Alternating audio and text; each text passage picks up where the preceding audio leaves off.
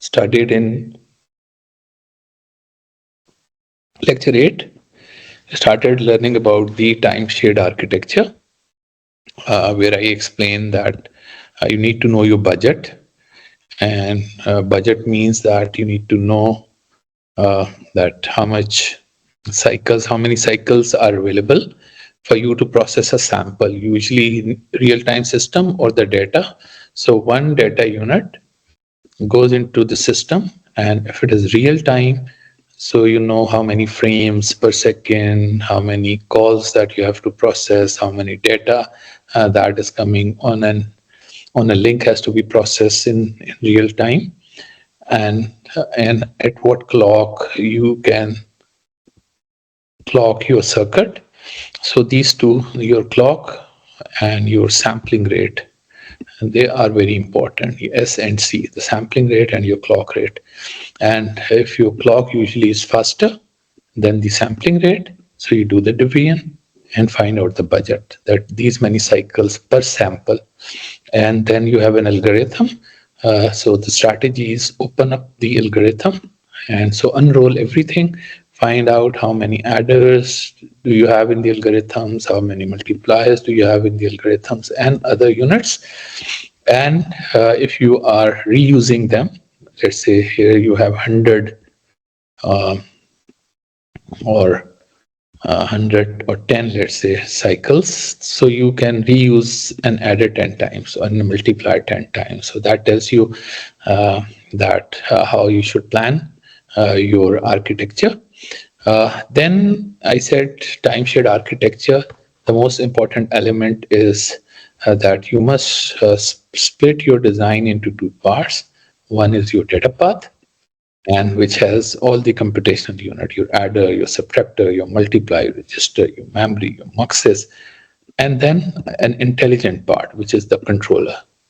And controller is there to basically send control signals to the data path, because if you are going to use an adder 10 times, it means every time a different operands are to be sent to the adder, so that it operates on different operands. And so the control signals, they become important, that which two operands now, which two operands now, which two operands now. And sometimes the controller also needs a status from the data part to know that if it has to do something other than what it is doing, especially if there are jumps and function calls. So though it is doing sequential processing, but then it has to jump and go somewhere else. And so those are important. And the controller may have something coming from the outside, that now you do this, start and end. And controller may also needs to tell something to the person or to the entity which is using this unit. So most of our designs will be broken as this.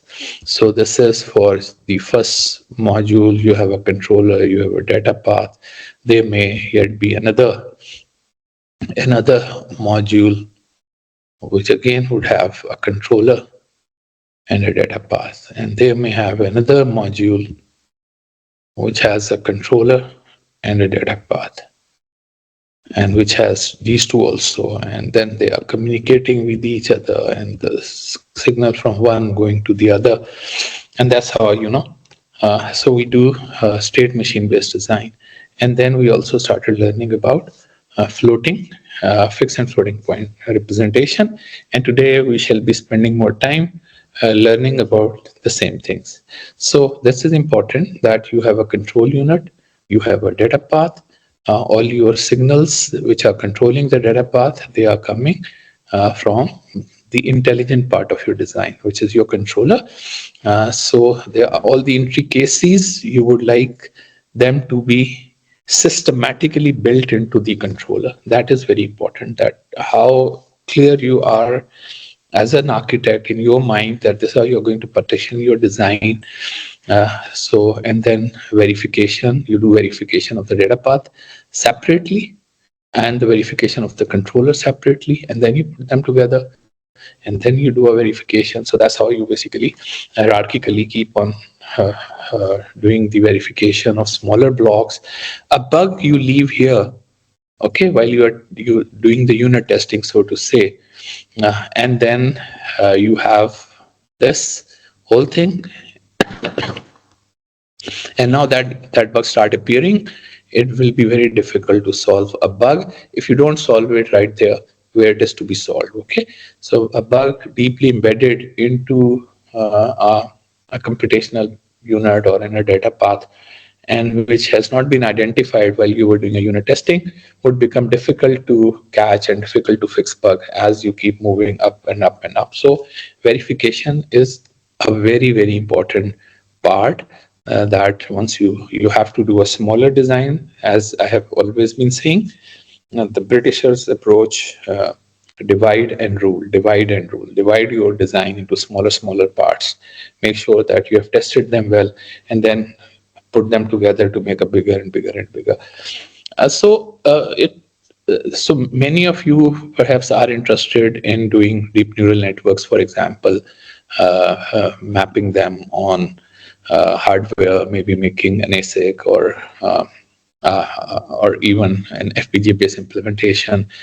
And as we know that there are a lot of computations that are to happen in a deep neural network, and there are many parameters. For example, an image itself has some size. It has to be processed by a number of kernels. For example, here it is a 5 by 5 kernel for just a handwritten character recognition from number 0 to 9. And so generating all these intermediate images and then downsampling them through max pooling mean that out of 4 you find out the maximum, replace 4 pixels with 4 pixels with 1. So you are every 2 pixel in a row and 2 pixel in a column, you have 1, so you reduce the size to half. So this is what you do. Then again you do max pooling, and ultimately you have very small images left. You flatten them, and once they are flattened, you use a typical fully connected neural network. And finally, you also need to do soft decision, which requires you to compute probabilities, that which one has the highest probability to be picked as the digit. So these are the type of designs, the algorithms that you want to map on an architecture which has a data path and a controller, where you have a budget that this is how much you can spend in hardware, and you have to think that how you are going to reuse the computational units again and again and again. You can even develop, somebody was asking that how much hardware should I have? So my question was, it's not really a question of how much hardware you have. Even if you just have a multiplier and an adder, you can map deep neural network onto this. Definitely there has to be memory to store all the coefficients, but then it will be very slow because you are only doing a multiplication and an addition, multiplication and addition. The best you could able to do is all the number of multiplication and division. Let's say you are going to do 1 billion multiplication and division to execute a deep neural network. So 1 billion cycles. This is the best you could do, because every cycle you are fully consuming your multiplier adder, which is a MAC. We called it a multiply accumulator. So it's not really a question of how bigger an FPGA should you have to map, but it is that how fast you want to actually do it. That is important. If you want to do it with very high speed, then you start adding more and more multipliers and adders, and I'll be giving you an example that how you plan that architecture. But important that controller is the puppeter and the data path is the puppet. And then we said, once you are thinking about a state machine, usually there is a state. So every state machine has just one state. So there is a state register. You cannot have multiple states in a state machine. It will be like a program counter. So every state machine will have just one state, like a program counter. So, but you will have many interacting state machines in your design. So every interacting state machine will have a state register, which tells the state of this specific circuit, this specific circuit, and this specific circuit. And one state of this may trigger another state into this, and one state of this trigger one state into another specific state. So this is, once I say, intricate interaction of state machine. That's why coverage becomes very complex and difficult to achieve as well, because for every combination of this, there is a combination of these. So it's not only that they got to work in a standalone mode, but once they are interacting with each other, you got to see that how that interaction is being covered in your verification. So combinational logic, output, input, and so all you have to generate is the next state. So based on this input and the current state, this is my next state. And these are the control signals. So outputs are usually the control signals that are going to the data path. Maybe something, a status, which is going to the person who is actually using the module of which is implemented as a state machine. More state machines are where you only create the next state based on the current state and input, but control signals you generate based on the current state. So every state machine can be implemented as a milli or a more state machine. It's your choice whether you want to implement a state machine like a milli state machine, where the combinational cloud will be bigger. And then because these control signals are going to be in a data path and would make the data path to do certain things. So you want to give data path more time. You want this logic to be smaller so that this signal, whatever you intend to control, and within a cycle, you want to accomplish a lot. So you want this combination logic to eat up little of your time, so that a little of your time in a clock, because you have one clock available to do certain things. You need to do computation, multiplication, addition, memory reads, and blah, blah, blah. So that's why this is not a bad option to split your functionality into two parts. But if it is not required, then better that you just have a milli machine implementation. Then we have studied that how you represent a state machine. I give you a very interesting example of a FIFO design where you're actually moving data across the registers, having a state machine, which is algorithmic state machine, having a state, and then finding out there's an error signal, transitioning into another state, transitioning into another state, transitioning into another state, transitioning into another state, and then implementing this in Verilog. Then I said, let's do another FIFO and generate code of a FIFO. So interestingly, we developed the data path having like 3 registers and parameterize it to be N, deep, and M or W wide, and this is the output. These are the status signal, that all the status signals you have, and these are the kind of the control signal, whether you want to write in the FIFO or read from the FIFO. And so we learned about how to write a good prompt and and how to develop a controller and a data path, how to split the functionality into a controller and a data path, and then generating all this very interesting code of the controller and the data path, and then combining. So this is the controller, this is the data path, and putting the two together, which is your controller and the data path. Okay, so the top level module should not have any logic in it. So preferably there should not be any logic in the top level module except instantiation of, so there must not be anything hanging. Either you push it, so as a good designer, your logic shall either be pushed to the controller part or the data path, but don't have any logic outside this. So this, your module should have only instantiation of 2 modules, which is your data path and the controller, data path and the controller, and nothing else, because that'll make things very simple to design, validate, and testify.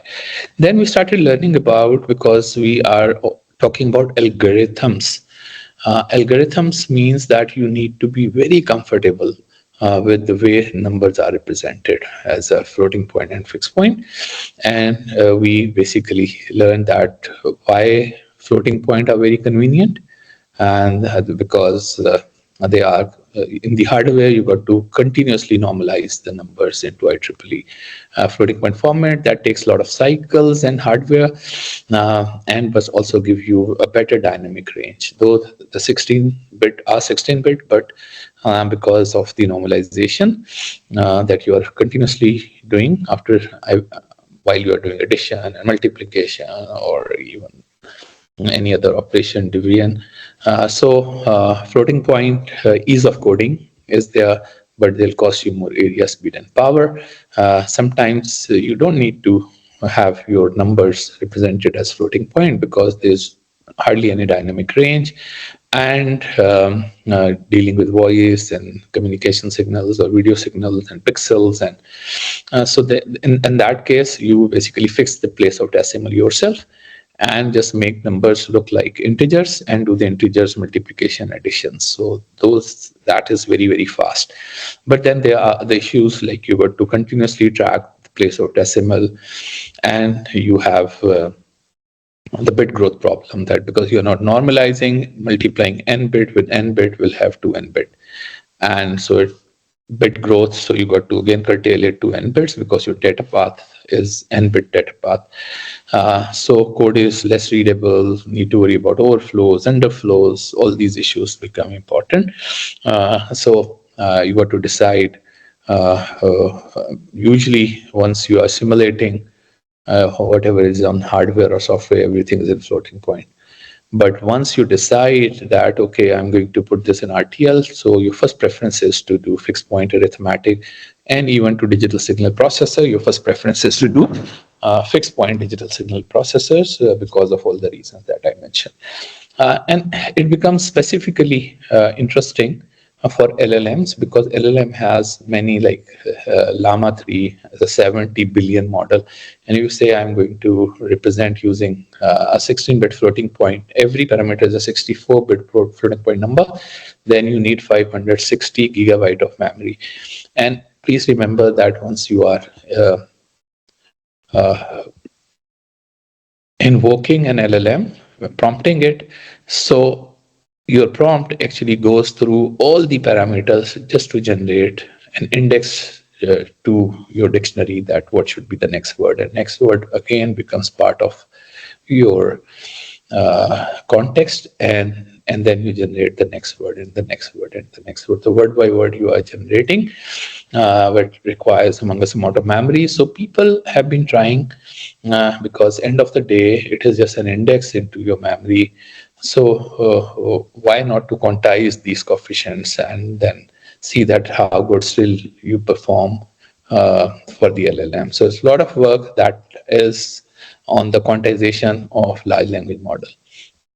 So we can always see that how people are basically quantizing. A quantization, for example, is a floating point, 32-bit floating point. Every parameter is in 32 IEEE 32-bit floating point number. And now you want to basically quantize every parameter to a 4-bit parameter. A 4-bit, you know that the possibility of only 16 numbers. So it means the entire dynamic range of the 32-bit floating point number is to be mapped onto 16 possibilities. Okay, 16 possibilities that. So you may have like uniform quantizer, which says, okay, and then because a lot of computations that are happening, so every time you do a computation, you want to bring the number back into 4-bit number, 4-bit number, 4-bit number. So all numbers are after computation are brought back to 4-bit numbers. And then we learned about 2's complement, that this is how a 2's complement number is represented. Its most significant bit is sign bit, which has negative weight. Rest of the bit have positive weight. So this negative weight becomes very, very important because if it is negative, the most significant bit is 1. So the weight of it is the highest weight, so it will make the number negative. And we have this example, like for all these most significant bit 1, all these numbers are negative numbers. So -8, -7, -6, -5, -4. And so, and then how you take 2's complement of a number, doing the scaling, sign extension. We learned all these things, that are redundant signs. So all these are the redundant sign bits. You can drop them without they changing the value of the number. So we have done dropping the redundant sign bit part, and then we started focusing on floating point representation. Very interesting floating point representations, and these became an IEEE standard as well. So your sign bit, if it is a negative number, so S is 1, so it will make -1, and if it is a positive number, S is 0, so it'll make it positive. And then you have 1, then you have mantissa, and mantissa, there is 1 is implied, that you don't put 1 anywhere, but the numbers by normalization are brought as something which is greater than 1 and less than 0. For example, if a number is 0.00110, so it has to be written in the IEEE format, which requires this decimal to be moved here. Okay, 1 point something always. So 1 place, 2 place, 3 place, 4 place. So it is 2 raised to the power -4. So 4 places of decimal. Okay, into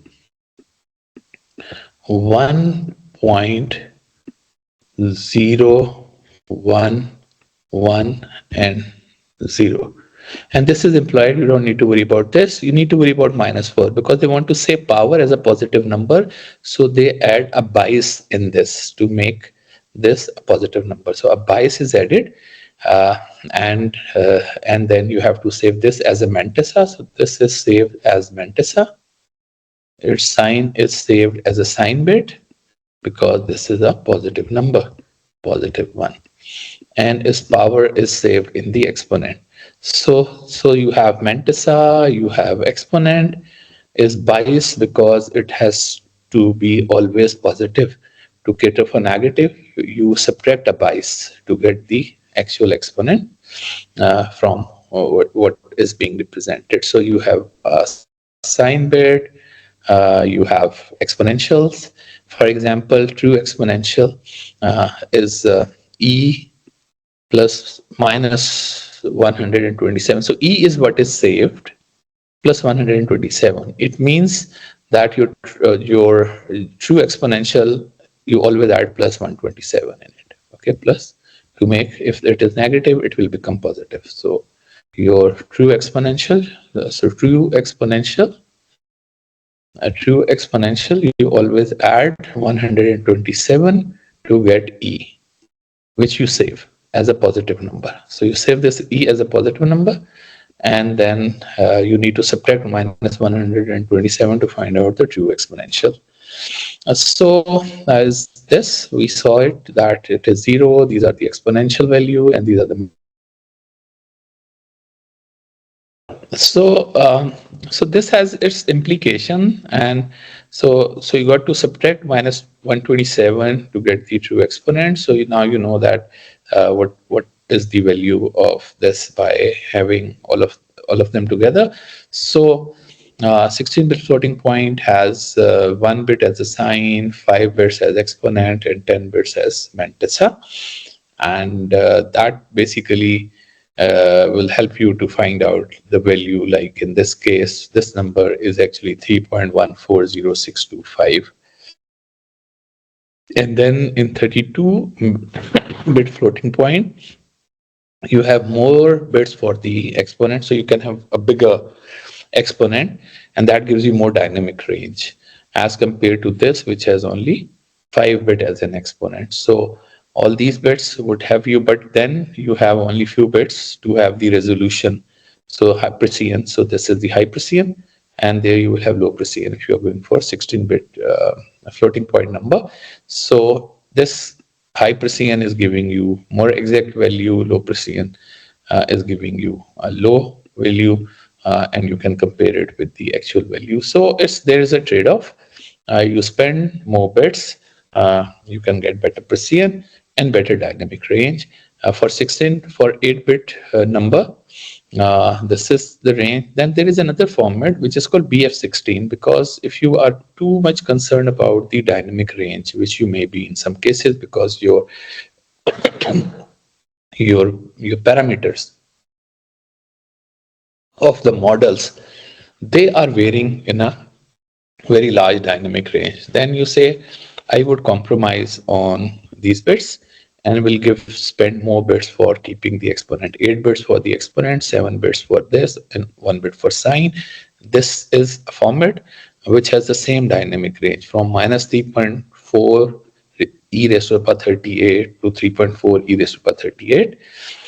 But then you have lesser bits here, so you are compromising on the precision but not on the dynamic range. On the other hand, if you say no, I am going to keep 8 bits and I am going to map them on integer, so means that integer 8 you have only 64 possibilities, or 2 raised to the power 8, 256 possibilities, which is you can only represent numbers from minus 127 to 127. So you need to convert a floating point number into an integer, which can only go in this range. Anything which goes beyond this, you overflow, or here you underflow. So you got to be cautious about over and underflow. So this is once you are implementing an algorithm, kind of these are the options. Obviously, you have integer 16 option as well, and you have integer 32 option as well. But these are the options you have. Do you want to, and also floating point 64-bit, which nobody does actually. Why should I spend 64-bit just to keep a variable? But this option is there, this option is there, this option is there. And these are the trade-offs that here, this is the minimum and maximum value, a bigger dynamic range, 30 minus 3.4, 38 to this. And here you have a smaller dynamic range, and here you have more smaller dynamic range, but all the bits perhaps kind of used for the precision. So if you are really in this dynamic range, you can spend all the bits to help you in precisely representing the number. So quantization is symmetric, that if you have a bigger range and you squeeze it to smaller, and especially like integers, or then it means that many numbers will be mapped on bigger. So this is like, this will be mapped here to one number. So a range will be mapped onto one, a range will be mapped onto a one, which in some cases is fine. And especially once you're converting it to fixed point, where you fix the place of decimal, so these are the numbers. So you need to find which one is maximum, which is 10.8. So you have 10.8 and minus 10.8. And then you basically convert every number into its fixed point equivalent. So floating point arithmetic, why people don't like floating point arithmetic, and you can really understand, because there is a number which is represented as minus 1 raised to the power s. Then it has 2 raised to the power e, and then it is the mantissa. Okay, and then there is another number which is the same, and you want to add them. So addition is pretty complex, because first you need to find out whether you are adding or subtracting. Then you need to find out that if their exponents are not the same, this e is not the same, then you need to shift them to make them the same. Then there is a mantissa where there is the 1 is missing, so you got to put the 1 back into the numbers, and then you have to subtract. So there's a lot that you have to do to add to floating point number. If you're doing it in hardware, so definitely it is going to take a number of cycles, because first you find out that I have which the smaller exponent and which one is the larger exponent. So you got to do a comparison and how much is the difference, and then you have to shift to make sure. Then if a number is negative operand, so you need to take 2's complement because of the two mantisas, and then you need to add or subtract numbers, and then you have to put them back into the same format. So it's not that simple to even add point numbers.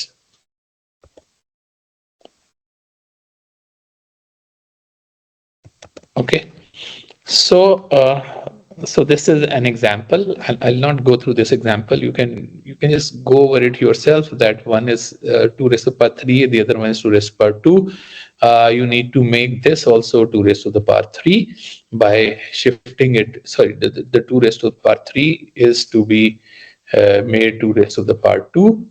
And once you have both in the 2 raised to the power 3, and once both are in 2 raised to the power 3, so one of the formats, so 2 raised to the power 3, once you are 2 raised to the power 3, then only you add, and after adding again, you need to bring this back into 1 point something by normalizing it, and then also remember that the exponent,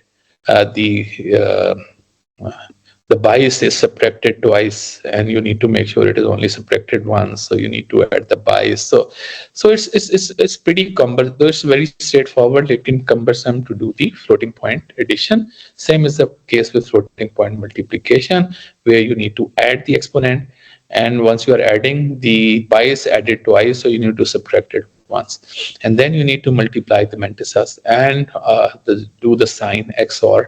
And once you have done this, you normalize the product, and then again, and the round and truncate the mantissa. So that's the reason many a times we prefer fixed point format. And fixed point format, you have a number, a floating point number is converted into an integer, and implied, you just remember that here is the place of decimal, but number will look like an integer.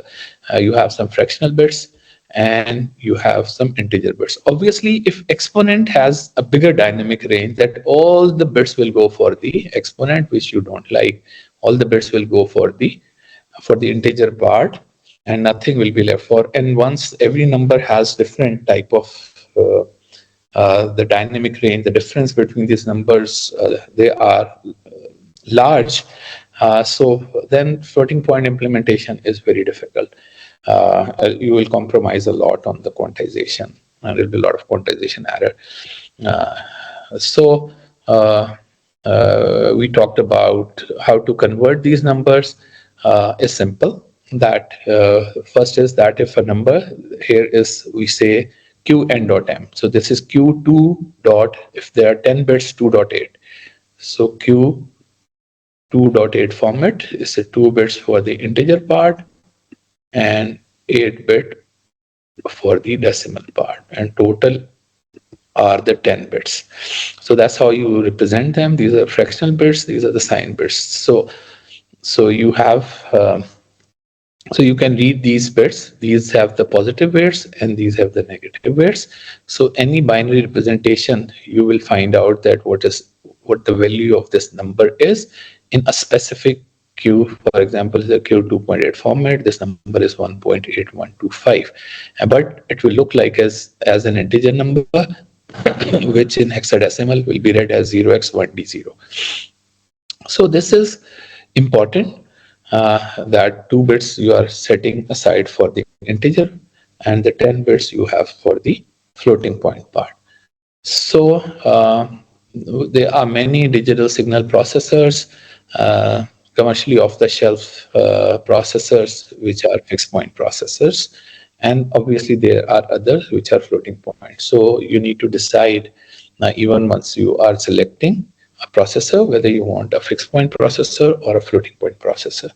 Okay, so this is how you convert your algorithm. So once we are mapping an algorithm to silicon, so there is an algorithm which is to be mapped in silicon. Once we say algorithm, usually algorithms are written in high precision floating point format. So because you don't want to worry about the quantization level detail, or you don't want to worry yourself about overflows, underflows. So you only want to focus on algorithm. You want to make sure that your algorithm works on the problem that you are trying to tackle. So you're not really worried about. So you write an algorithm, and now once you're happy with the outcome of the algorithm, now you want to implement it in Silicon. So the very first thing you need to do is to convert it into a fixed point format. And how you do that? For doing that, because you got to find out the value every variable takes in the algorithm. If there is a variable x, okay, and for different inputs you got to keep observing value of x, that okay, this x takes the minimum value it takes and the maximum value it takes. And for that you got to put something which is in the algorithm once you are executing it on your entire data set, to find out its minimum value and its maximum value, and then the maximum of the two, absolute of this, that will tell you that this is, if you use a format which is specific to its largest value out of the two absolute values, and then this number will never overflow for the for all the type of inputs that you have tested and validated that x will never go out of this range. So knowing the dynamic range of x will help you to find the most appropriate Q format, and especially the number of integer bits that you should leave aside to represent this number. So to do this, you got to serialize the code. Serialize the code means every computation is to be atomic computation. Now you are multiplying, save it. To multiplication, you are multiplying two numbers, save it in a variable. Then you are adding, save it in a variable. Then you are doing this. So you cannot write a statement which has many multiplications and additions. That will basically hide the intermediate results that you need to capture. So atomic computation and figuring out if there is a vector code, you need to convert it into scalar code. You cannot just use Python to multiply or compute dot product of two vectors, because it will hide all the details that you. So this is very, very cumbersome to convert an algorithm into a fixed point algorithm. Right? So local levelization is convert complex expressions to simple range directives for finding the range of every variable in your code. So you run the serialized code with all kinds of inputs that you have, all possible inputs, so that you're not missing anything.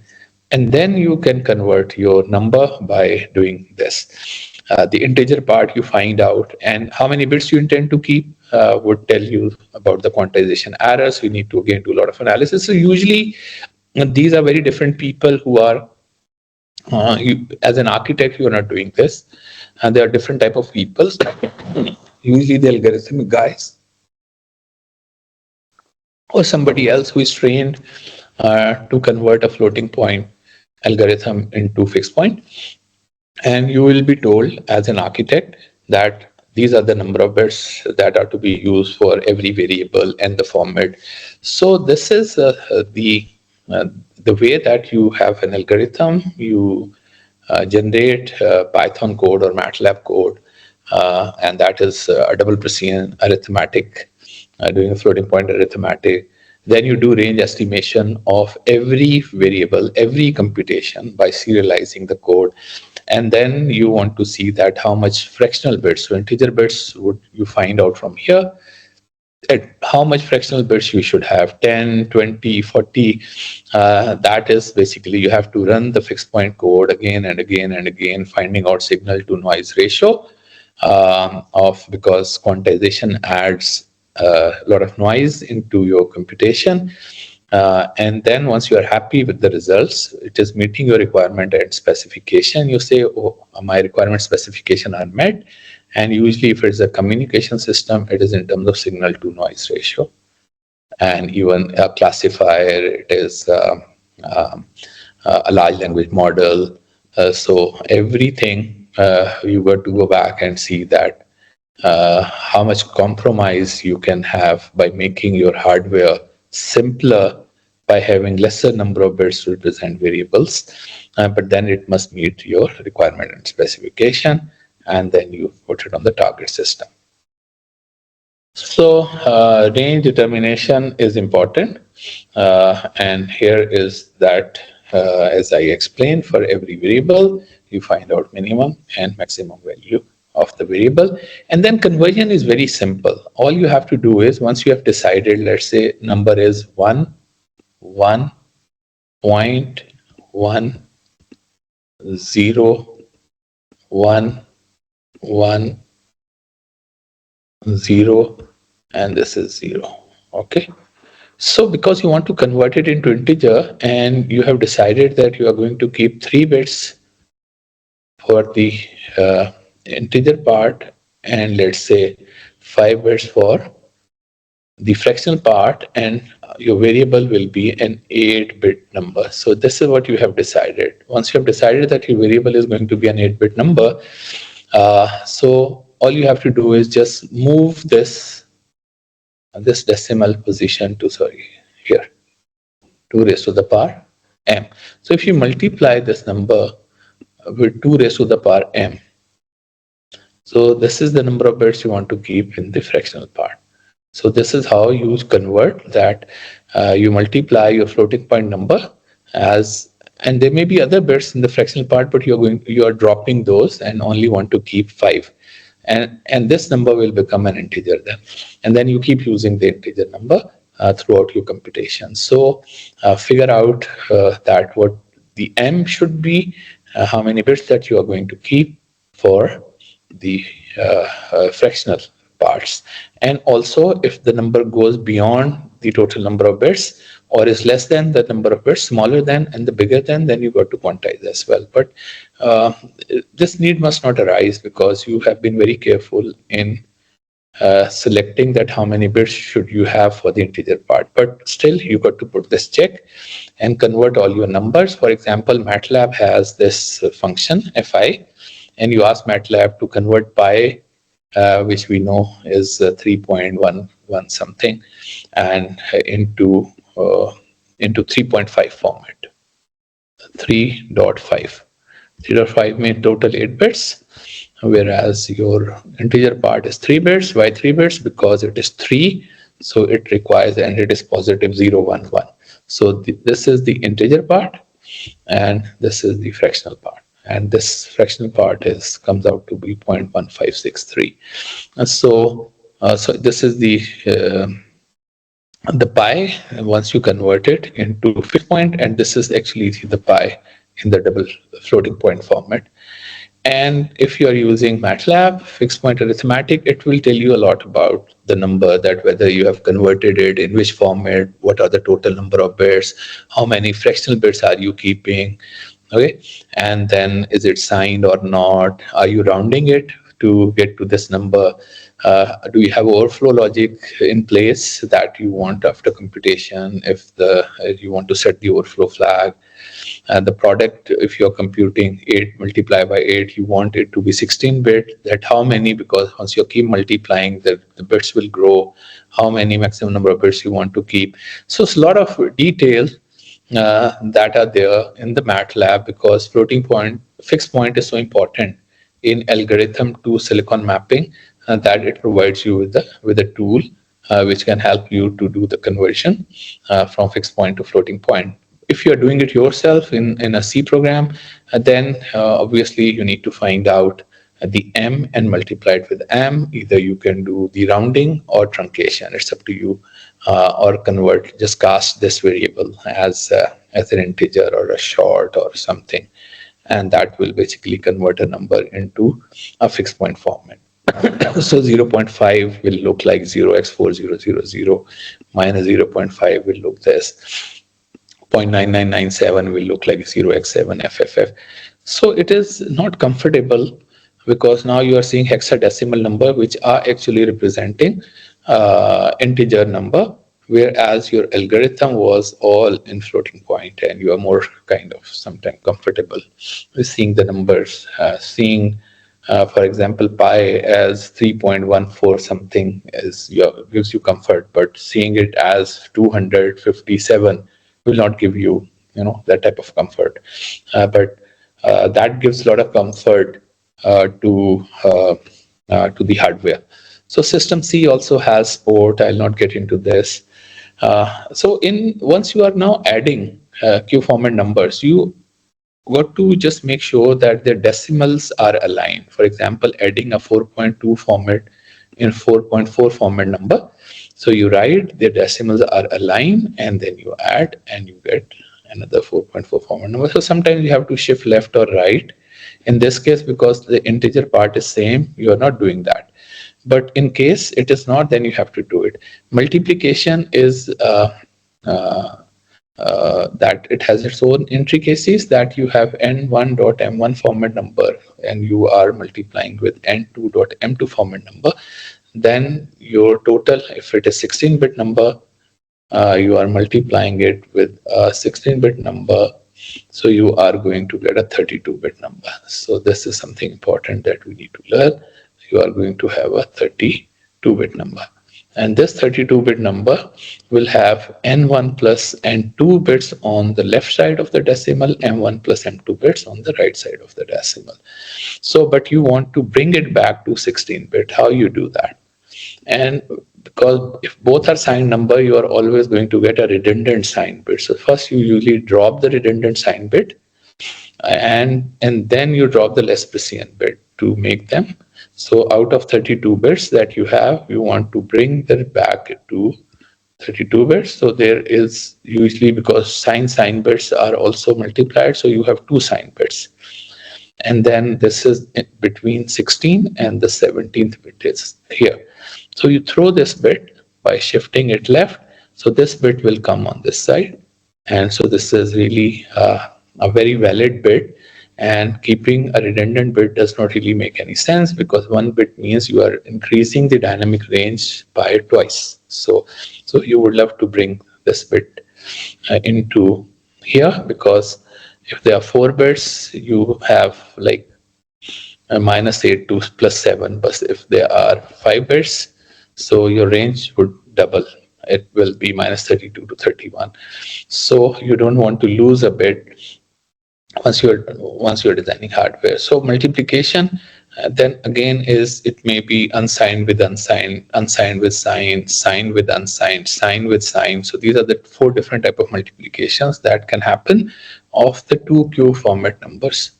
So that's also, there is an intricacy, and this is the only case where you will get a redundant sign bit once you are multiplying sign number with sign number. Otherwise, there is no redundant sign bit. It means that you are not going to drop any bit here, you are not going to drop any bit here, you are not going to drop any bit here, but you are going to drop any bit here. So it may require like 4 different multipliers. So because every multiplication requires a different treatment. An unsigned by unsigned is where this bit, every bit has a positive weight, so you need not to worry. Just multiply 1, generate partial product 1 1, generate partial product 1 1 0 1. Then you have another one, generate partial product 1 1 0 1. Then you have 0, generate partial product 0 0 0 0. Then you have 1, generate partial product 1 1 1 0. As we used to do this multiplication. Then you add, and you get the number. And this number in 2.2 format is 3.25. This number in 2.2 format is 2.75. So it's multiplying. This is what you are getting. All bits have positive weights. So this number is Q4.4, as we know. And Q4.4 format is that this number will become 8.9375. So this is your answer. That though using integers, you have done integer multiplication, still getting a valid answer in floating point format. Okay. And once you are multiplying sign by unsigned, so now this bit is sign bit. So once this bit is sign bit, then you need to extend this partial product with all these bits are to be extended because it's a negative number. So once you have 1, multiplied with this negative number because it is minus 0.75. And we have already learned that if it is a negative number, so all should be extended with the sign bit. So 0, we need not to worry because something multiplied by 0 is 0, so all these zeros. And 1 is again, this is the number, you need to extend it with the sign bit, and 0 is 0. So now once you multiplying a negative number with an unsigned number, which is a positive number, your answer must be negative.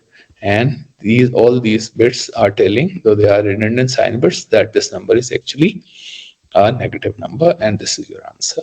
So this is fine. Another is, once this is unsigned and this is signed. So this is unsigned, sorry, and this is signed. Now you need to again treat it very differently. Once you're multiplying it with 1, because this one is unsigned, so you just write it like this. And with 0, you just like all zeros, and then 1, you write like. But now because this bit has a negative weight, so it is as if you're multiplying it with the minus 1, so you need to take its 2's complement. So its 2's complement is as a positive number, which is 0, 1, 0, 0, 1. So you take its 2's complement number. This is the 2's complement of 0, 1, 0, 0, 1. And obviously it will become a negative number. So this is your answer, which is a negative number. So unsigned by sign is a bit different. And so is sign by sign. Here you get a redundant sign bit because now this number is sign number, this number is sign number. Both are sign number.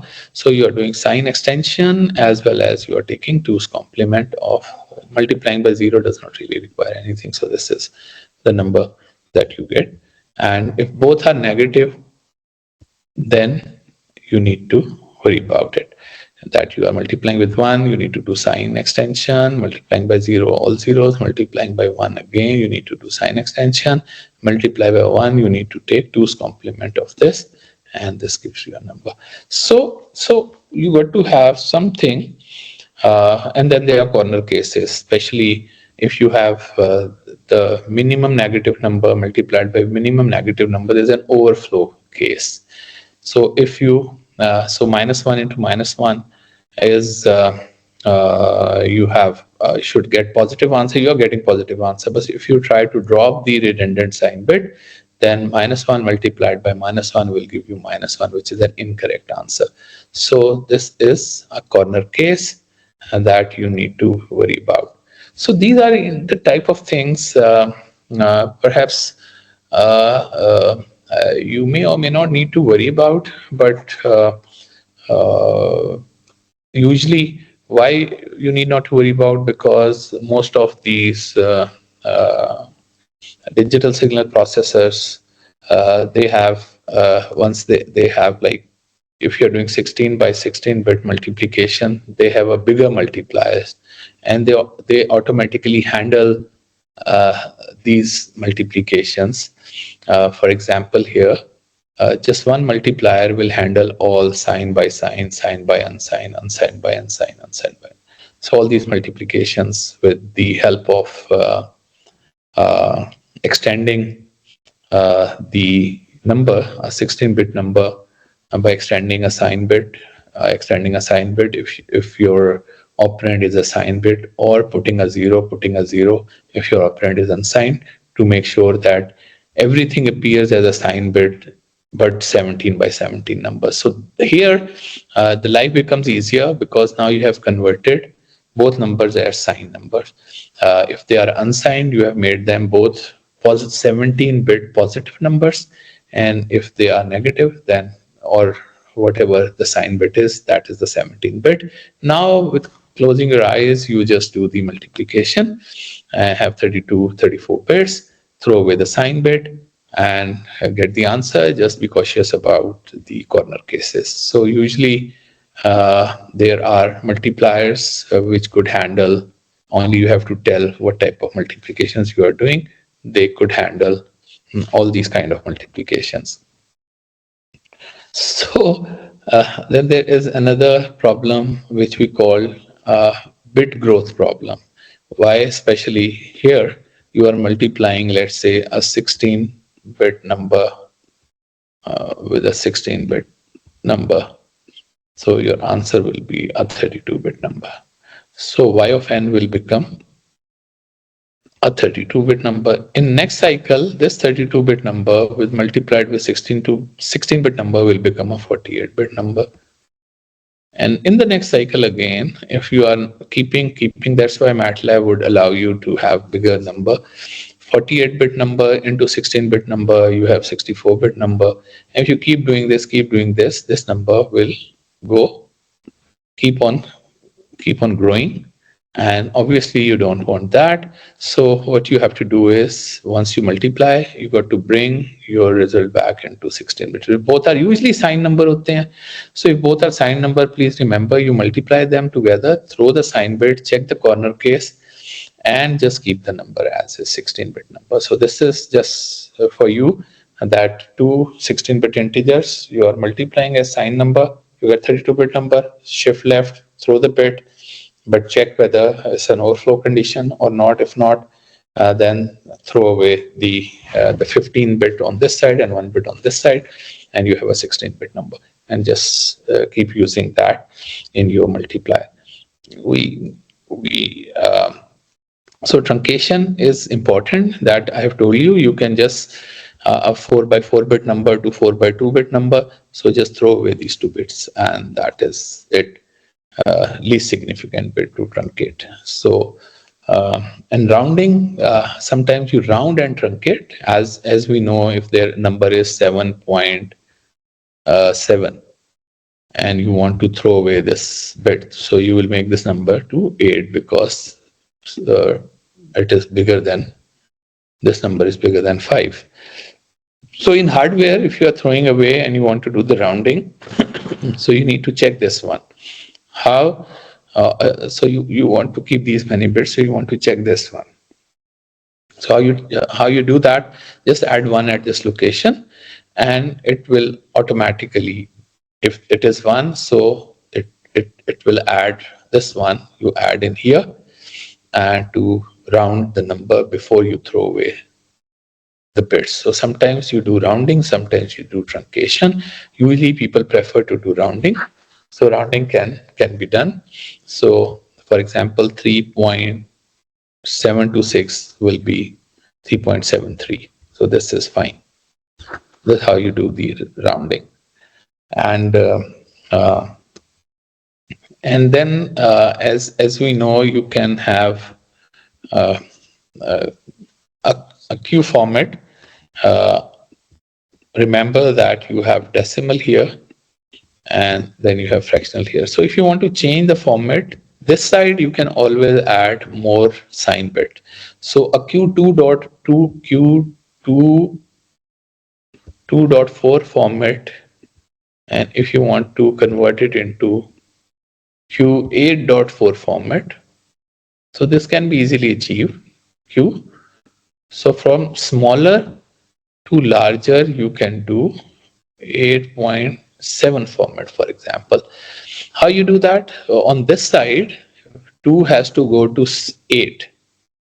So 6 bits are to be added. They all got to be sign bits, because you can always extend sign bits. On this side, 3 bits are to be added. They all got to be 0 bits, okay? Because they will not add any value. So that's how you change the format of a number, 2.3 to 7.7. So 5 of these will be sign bits because it's a negative number, and 5 of these are the sign bits, and on this side 4 of these are the zeros. So that's how you can extend the Q format numbers. And this is also an interesting property of numbers, that if you are adding and number overflows, so once you overflow a positive number, let's say this is 3-bit 3, and adding 1 into this will make it become equal to 4. 4 in binary is 1, 0, 0, and 0, which is now the most significant bit is sign. This number is become -4. Sorry, no, the 0 is not there. -4. So the error, instead, because you cannot represent 4, error will be this much. But then again, if you're adding things and the number will get back into the range, so overflow will not hurt.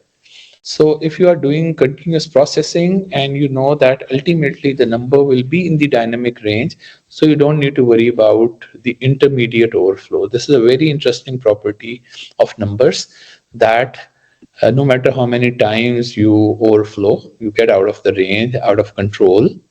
But ultimately, before you die, if you are within that limit, you will get the correct answer. Okay, that's very, very interesting property of numbers, that which is called intermediate overflow property of numbers. And but if you are not sure about it, then you saturate the result and then you cause some error into your computation. Here there is no error. Here you are adding error. 4, you are saying 3 plus 1, you are saying is 3. Okay, this is what the saturation will do to your number. 3 plus 1 is 3. So you got to be worried about overflows and saturation. Are you going to saturate or you are not going to saturate? It's your kind of a decision. But remember, if you let the overflow happen, and ultimately, end of the day, the result is within the dynamic range, you get a correct answer. So sometimes if you have done a lot of simulations and you know that overflow is not going to affect you, so you let the overflow to happen. As soon as you saturate, then you will get an incorrect result, but there will be less error in that incorrection. So 2's complement intermediate overflow property is a very, very useful property. Here is an example. I'll not get into this. You can just read it yourself. But it simply says that you have 3 and then you have plus 1 as a, so 4 you cannot represent. But then you have minus 1. So because now the ultimate answer is 3, so you will get the correct answer. So this overflow will not affect, interestingly, overflow will not affect. You will get the correct answer as you are just letting the number to overflow. And this is very, very, very interesting. So here is an example I would like to give you. Just let me show you some numbers. Yeah, this is an example I want to cover. So now you have an array of floating point numbers. You see, this is an array of floating point numbers. And you want to convert it into fixed point number. So you got to see that what is the maximum number. 0.5 is the maximum. Is there any negative number? No. 0.7 is maximum. So you decide about the format. And if you say you are going to have Q1.15, so it means 1 bit you are keeping for the sign bit and all the rest of the 15 bit you are keeping as integer. So this is the binary representation of numbers, which as an integer would be read as this. Okay, so this will be read as this number, this will be read as this number, this number, this number, this number. So once you're doing computation, you are working on integers, not on the floating. So you're not working on these numbers, you are working on the floating point number, the integers. So all your computations, they are on integers. And so you simplify your hardware by not actually using floating point arithmetic. Why? Because floating arithmetic costs you a lot of hardware, a lot of power, a lot of cycles. So end of the day, usually all these systems, once they generate something for the human being, they using 64-bit would not really help. You cannot distinguish 2 raised to the power 16 gray or colors. Your eyes cannot distinguish. Your ear cannot hear something which has that type of resolution. So you say, why to waste all this resolution once? End of the day, I'm not going to use it. But if you have medical imagery for classification or something, you may still want to do this. And sometimes in control application, you don't want the quantization noise to be fed back. So usually in feedback control system, once you quantize, you are changing the value of the number, adding an error. So this Y you are feeding back has some error, which is the bits that you have dropped. So once you feed back, you are feeding back the error again into the system. And this error is fed again and again and again and again and again. And that's why the systems where the output is fed back into the system are more sensitive to quantization noise. Here is an example of infinite impulse response system that you design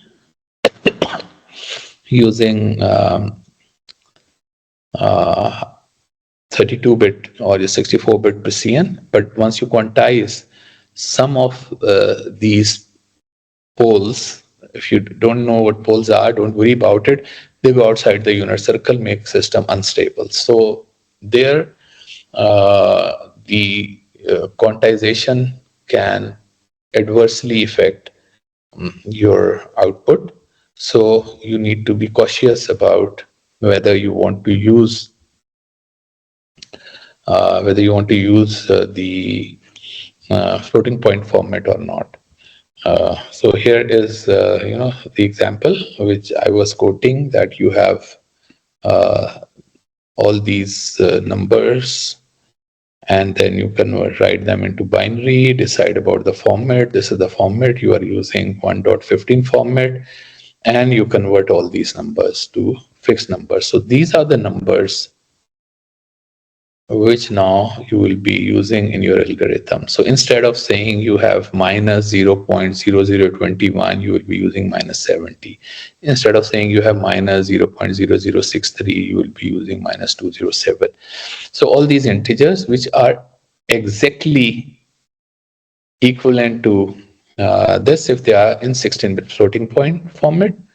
And so you say, okay, I'm okay with dealing with these numbers, because once I want to see them as a floating point number, I can, because I multiplied it with 2 raised to the power m, I will divide this number minus 70. I will divide it by, because minus 70 I got by multiplying with 2 raised to the power m and then doing the rounding on floating. So I can divide it by 2 raised to the power m. Once I do that, I will get this number, which is minus 0.0021. Okay.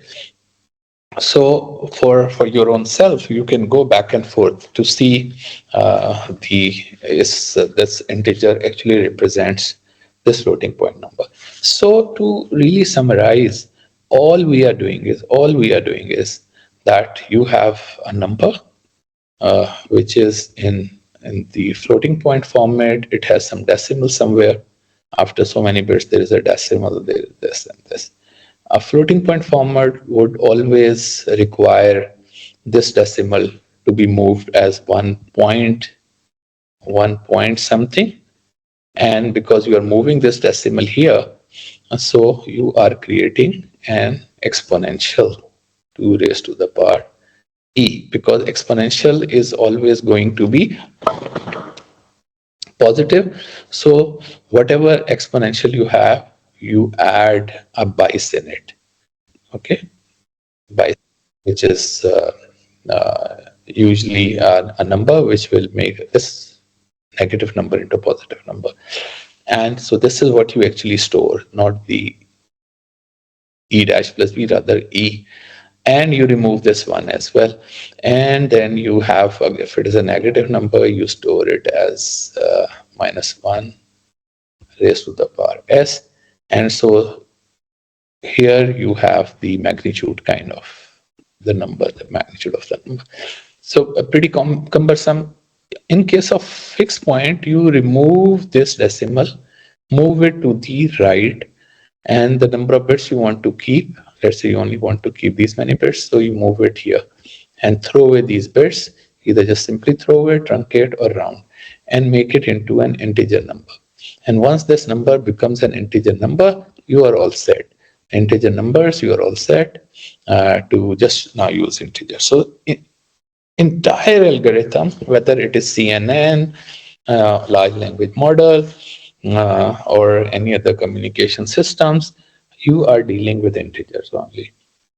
So your addition, multiplication, subtraction, shifting, this, that, storage, everything is now integers. So fixed point has this benefit that fixed point has a lot of benefits as opposed to floating point, but definitely you are compromising on the dynamic range, that you cannot represent that type of a dynamic range which is available to all the time, just making sure that you never go underflow, you never go overflow, you never go underflow, you never. So whatever number of zeros you are getting, you push it on the exponent, you push it on the exponent, and exponent can have very, very large value.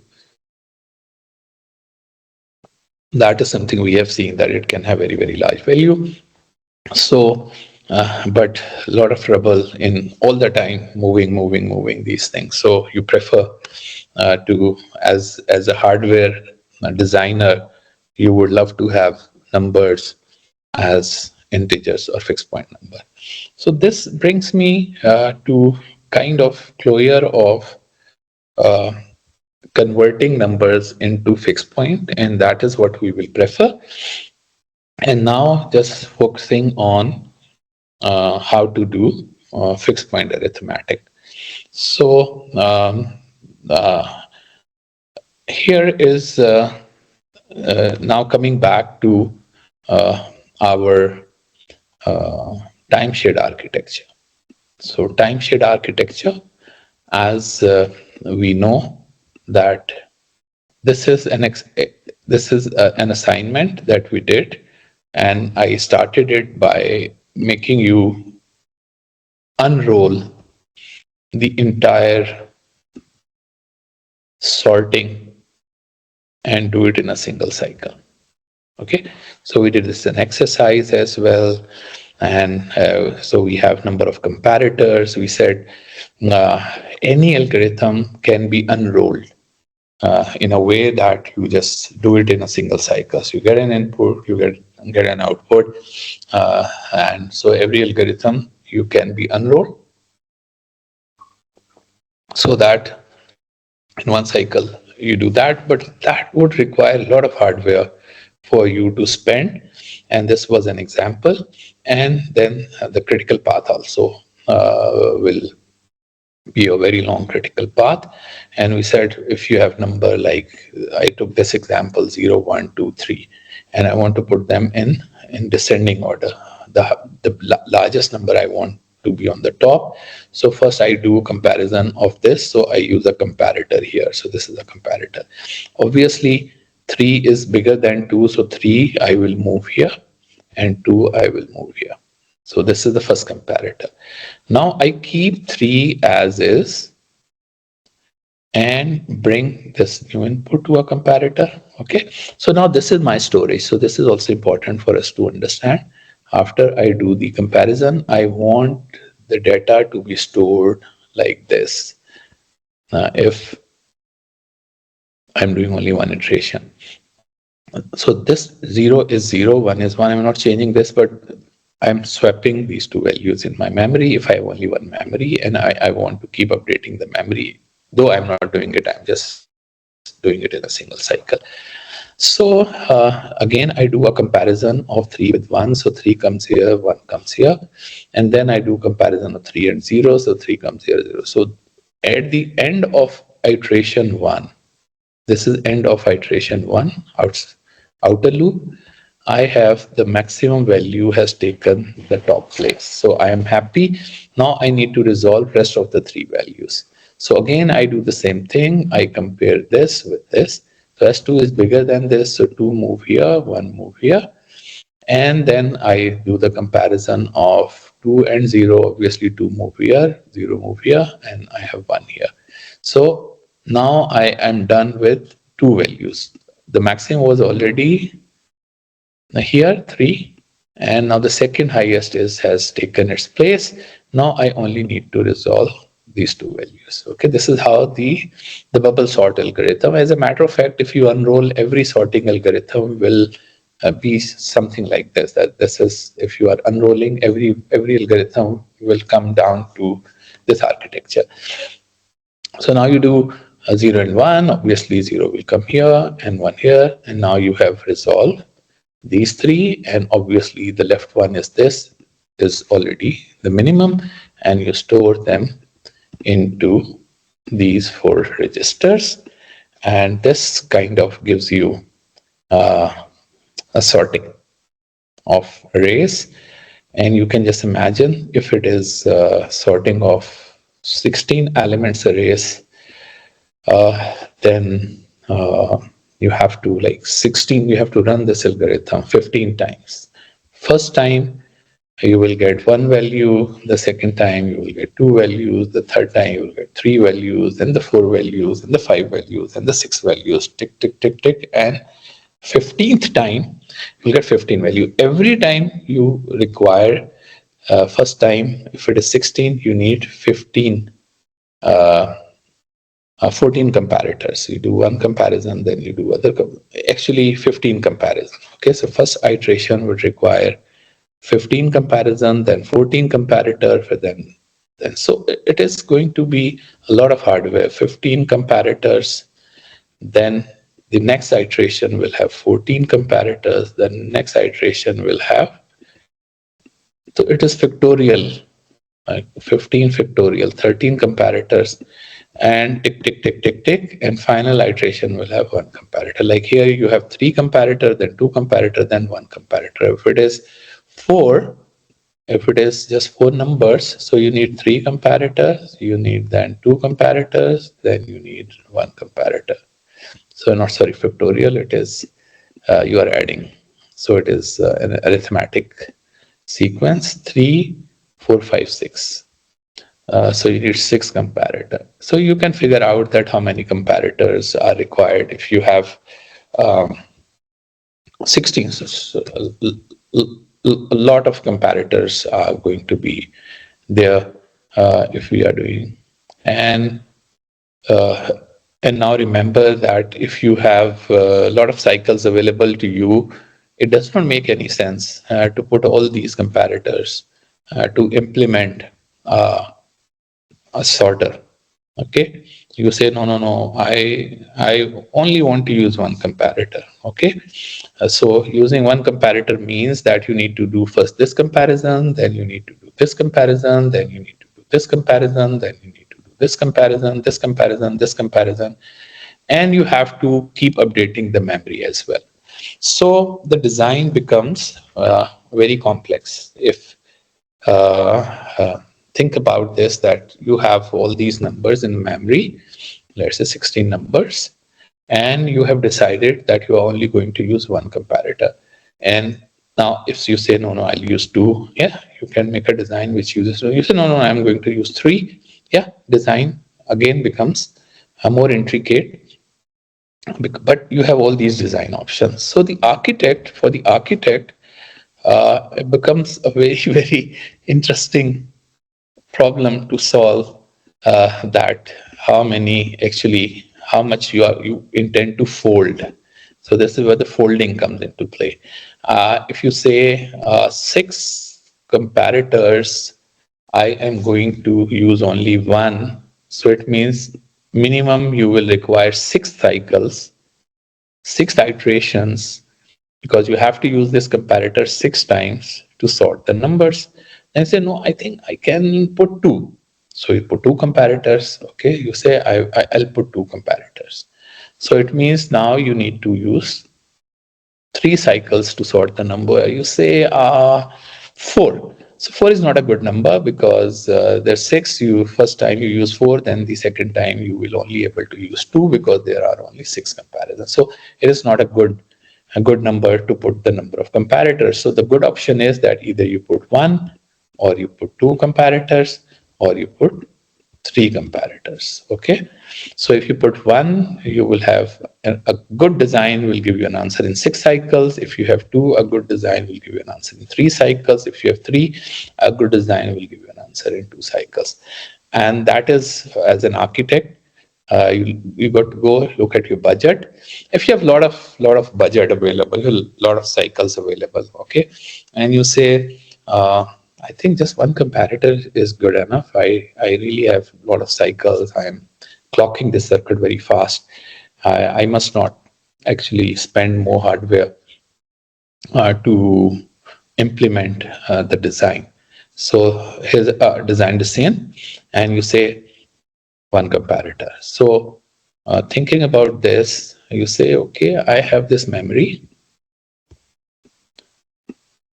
and I will only have one comparator. This comparator will have 2 inputs. Okay, that I will get from the memory. So preferably, because there are 2 inputs, I need to put a register here. I need to put a register here. And because I need to make 2 reads, and there may be a way to, first let's make it simple. I have to do 2 reads. So I have a register here. Let's call this R1 register and R2 register. And I want this to compare.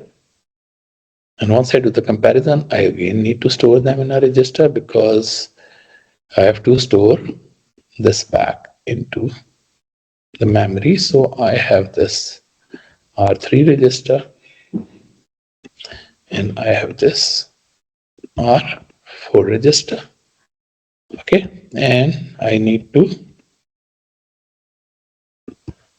store these values back into memory because I have to keep updating the memory. So first, maybe you can definitely optimize this. Say, seems like a good model. And then this is my data path. So I am thinking about my data path to have 2 registers and this and this. And somebody telling me which address I need to give to, because this is a memory, it will have an address line. So you say this is the address line. Let's say if it is 16 deep, so it means I have 4 bits for the address to read or write. So the address has to be there. And then you say, as I will be I need to control this register, that when this register should write, I need to control this. When this register should write, I need to control this. When this register should write, I need to control this. When this register should write. And I need to control this, what to be written in the memory, because there has only one port in the memory. So I need to see that what should go in the memory. So this is to be controlled, that what is to be written. Either R4 should be written or R3 should be written. And similarly, what is to be read from the memory is to go to R1 and R2. So now you can see that your data path is getting intricate. And then you have to write the data also in this for it to be sorted. So you say, yeah, I have to have this data coming from, so if this is my module boundary, the data path boundary, then first I need to write my data into this. So this is the data, that is 16-bit of data has to be written. So the memory can either write something which is coming from outside, or it can write something R4, or it can write R3. So we need to specify, and definitely there will be something kind of a mux which will select one of these 3 option, and this also has to come from somewhere, that actually now write this, now write this, now write this. So because it is time shared, there is only one data line that goes to the memory, but sometimes we are reusing this to store R3 or to store R4 or to store something once we are writing from outside. And similarly, once we are reading, so we need to read, there is only one data line, we need to read into R1 register, and then we need to read into the R2 register, do the comparison. And once we are done with the comparison, we need to store values in R3 and R4 register. So kind of once you are making this type of an architecture, so you need to decide about the architecture as the controller. And remember, I've told you that's controller. And what is in the data path?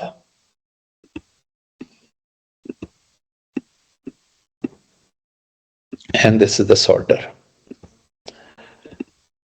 So what sorter is supposed to do is, first, it wants you to sort 16 numbers. So it will have all those numbers, 16-bit numbers, and the address, 4-bit of address. So the data has to come from somewhere, which it wants to be sorted out, and address has to become, and obviously write enable, 1 bit of write enable, that write this data, it says write this data, assert this. So once it's assert this signal, you are going to write whatever is the data on the address into a memory which is in your data path. Okay. And then it will say now sort. So it'll say start or sort. So start. It says write enable. Right. So these are the external. Obviously, a clock will be fed to every part of, if there is any register, so there is going to be a clock. And if there is a state machine, there has to be a reset as well. Now, as an architect, you are, and there has to be a number of control signals that will go and control, as we were mentioning. So, number of control signals. It may need to, the controller may need to tell anybody which is using that I am done. Sort out. Okay, so that it can then read. And once it is reading, again, there has to be a signal which is there for it to read the value sorted list of numbers. And there may be something, a status, maybe not, which is going to the controller. Controller, remember, has a state machine, which is state register, that in which state your controller is. And so kind of this is the architecture. Now, before you generate the architecture using, so this we have already generated. This, that what you are actually inspiring to generate as a time shared architecture. And this is the overall design. And it's kind of, you think that this is what we say, divide and conquer. So you are almost there. So first we need to generate the data path. So I think let's take a break, 30 minutes. So we meet at 5 o'clock. Sir? Ji. Sir, I have a question. Like, why do we have R1 and R2? Cannot I hook up the memory directly to the comparator? No, because you can only read one operand from the memory. Okay. So if you read one and you put another address, read the other, the other will go away. So you have to store it in a register because comparator requires 2 operands and memory will only give you 1 operand. Okay. Also, sir, regarding the control signals, how do we identify what control signals do we need, or like do the control signals become visible as a consequence of designing the data path, or do No, I no, need no, to no. have a sanity You check? need to now. Now you are thinking about control signals. So you say, I want a control signal when I'm writing R1. So I will assert and enable to R1 because these two registers are, there is only one data bus, okay, output of the data. It is going here and also it is going here. Okay, 16-bit of the memory output is connected to two register. So you need to have an enable, write enable, write enable. So you need to assert a write enable for this register to latch value once you want it to be in this register, then you need a write enable once you want to this. So we will do this, that how do you figure out what control signals and how do you generate those control signals in a while. Okay, sir. Okay, Ji, thank you very much. So we'll see each other at about in half an hour, inshallah. This is very interesting, and